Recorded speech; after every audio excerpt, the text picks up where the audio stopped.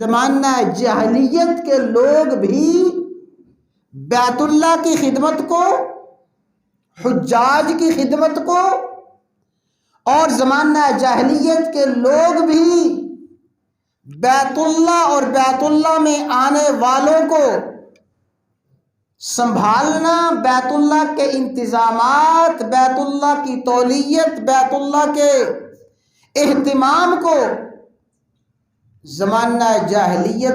جاہلیت میں بھی افضل، اعلیٰ اجر اور ثواب کا کام سمجھا جاتا تھا۔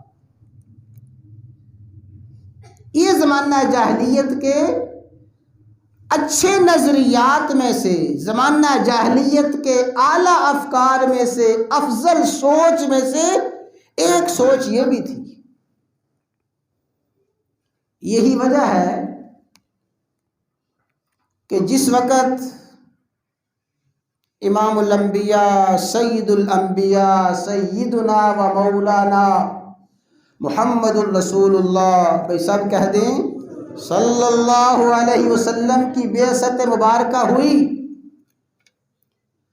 تو اس وقت قریش کے پاس اور خاص کر بنو ہاشم کے پاس یہ سعادت اور یہ افضلیت موجود تھی کہ قریش اور خاص کر بنو ہاشم بیت اللہ کا انتظام، بیت اللہ کا انصرام، بیت اللہ کی صفائی، بیت اللہ کی خدمت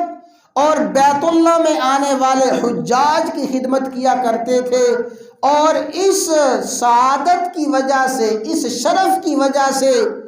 بنو ہاشم کو پورے عرب میں احترام کی نگاہ سے دیکھا جاتا تھا کہ بنو ہاشم کے پاس بیت اللہ کی خدمت کا اور بیت اللہ اور حاجیوں کی خدمت کا نظریہ اور سعادت موجود ہے۔